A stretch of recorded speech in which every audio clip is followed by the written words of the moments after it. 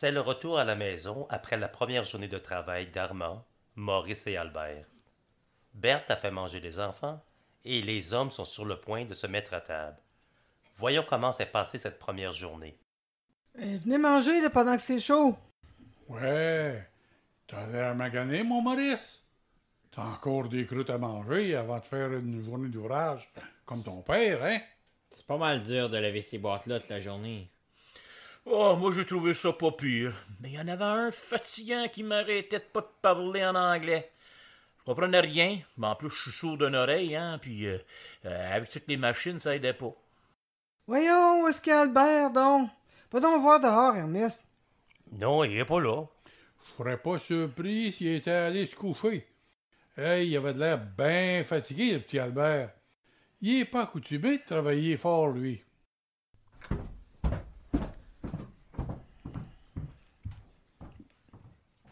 Bon, viens donc souper, Albert, là, ça va être froid. J'ai pas faim. Voyons, Albert, il faut que tu manges. J'ai mal partout, puis je vais me coucher jusqu'à demain. J'avais dit qu'il était trop jeune, lui. Écoute, Albert, c'est pas un feluette. Il va s'accoutumer. Donne-y une semaine, là, puis ça va nous faire un ben bonhomme.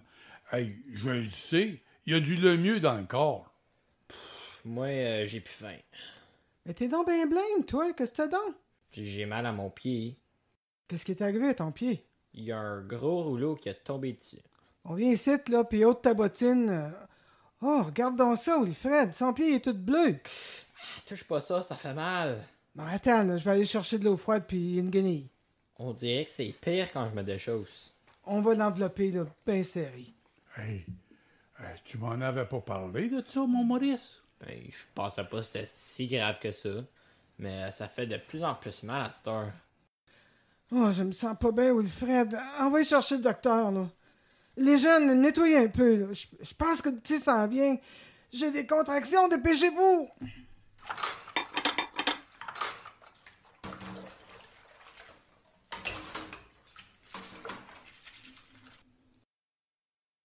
Berthe a donné naissance à un garçon.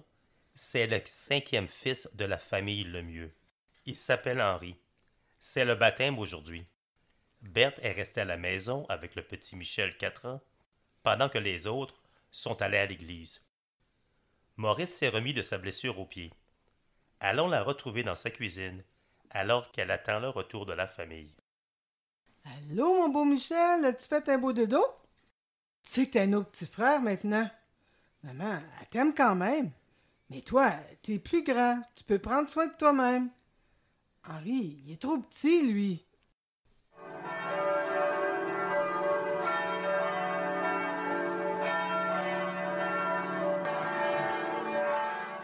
Écoute, c'est Henri qui est en train de se faire baptiser. Il va arriver bien vite, là. Viens, on va te mettre un beau gilet puis des culottes nettes. Puis des belles bottines blanches, là. Et la visite va arriver bien vite avec papa, puis mon oncle Henri, puis ma tante Noëlla.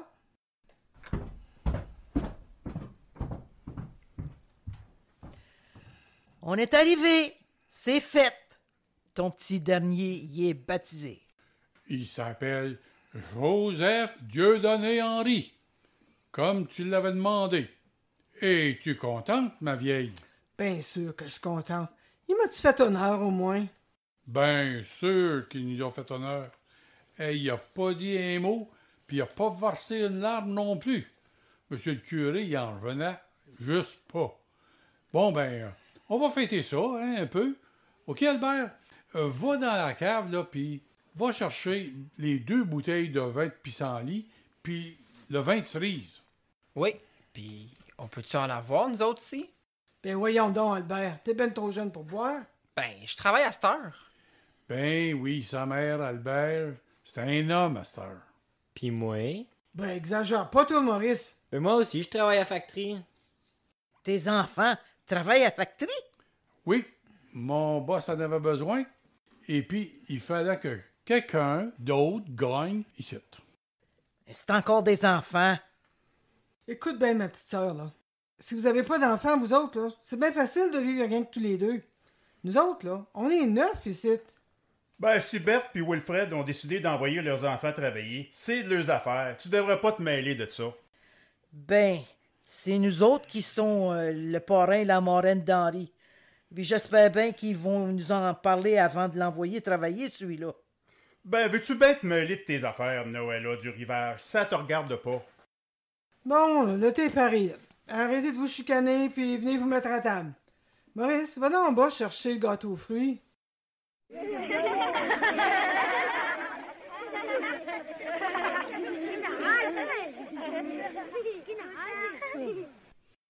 Ben, écoute, Bert, c'est pas qu'on s'ennuie. On s'excuse bien, mais on va faire un bout.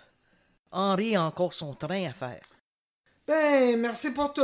Puis vous reviendrez quand vous aurez une chance.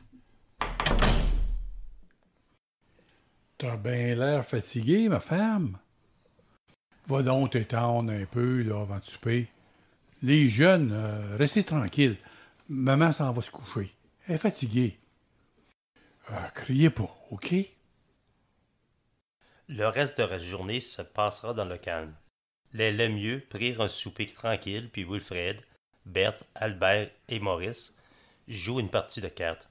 Armand et Ernest, qui étaient allés dans leur famille pour la fin de semaine, arrivent par le train de 9 heures et on s'en prépare en vue d'une nouvelle semaine de travail.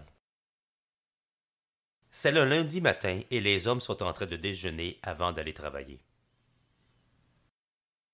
Wilfred, j'ai quelque chose à te dire. Quoi, mon petit frère?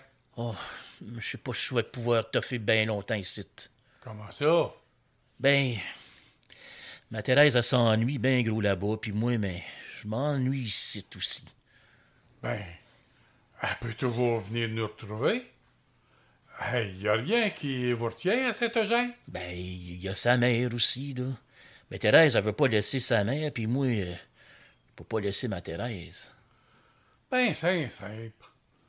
Amène-la à Cornwall avec vous autres. Ernest va amener Pépère Cannelle, lui, quand il va déménager. Ben, je sais pas si la mère de Thérèse, elle va vouloir déménager à Cornwall, là. Elle vit encore dans la maison paternelle, puis elle y est bien attachée. Ben, Armand, c'est pas de mes affaires, là.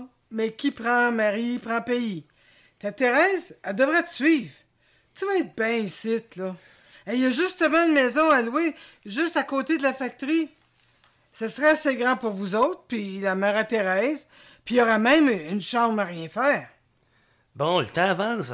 On ferait mieux de partir bientôt si on veut pas arriver en retard.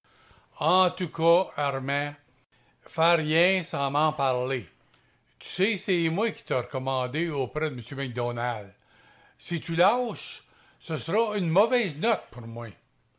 Justement, vendredi après-midi, là, il me disait comment il était content du monde que j'avais amené à l'usine. Ernest, toi, Albert, puis Maurice. Comme ça, ton boss est fier de nos enfants. Ouais, il l'a dit au moins 3 fois.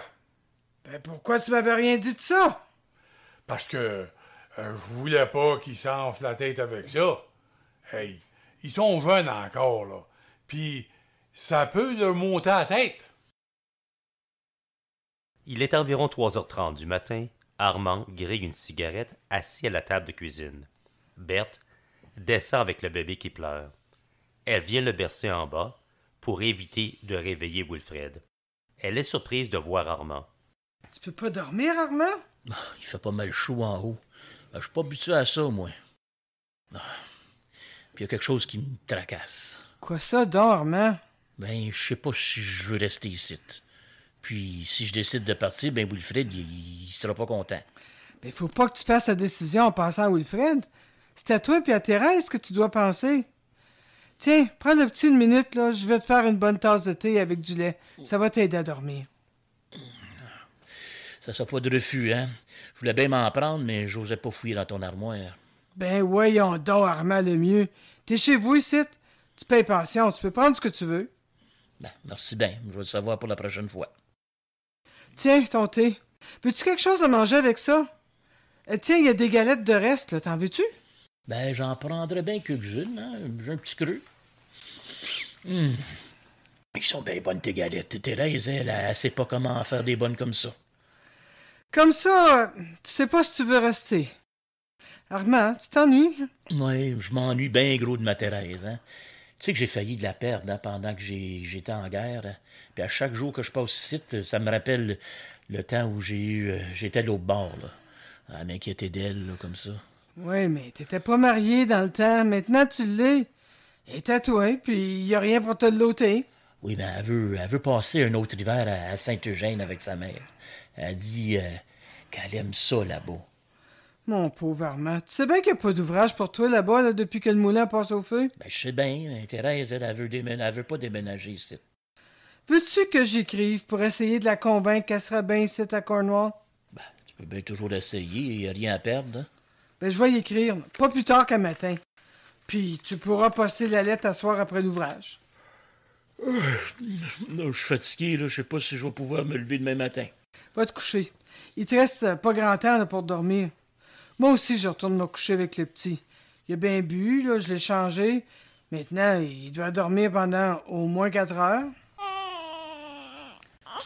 Oh, pourquoi est-ce que tu pleures comme ça, là? T'as-tu du bobo dans ton ventre? Maman l'a fait chauffer ton lait, là. Fais de dos, Henri. Tu vas réveiller ton papa. Il travaille demain matin. Nous autres, là, on peut dormir au moins jusqu'à 7 heures, mais papa, lui, là, il doit se lever à 5 heures avec mon oncle Ernest, mon oncle Armand, puis tes frères, Albert, puis Maurice. Ah, fais de dos, mon beau bébé, là. Maman est bien fatiguée, là.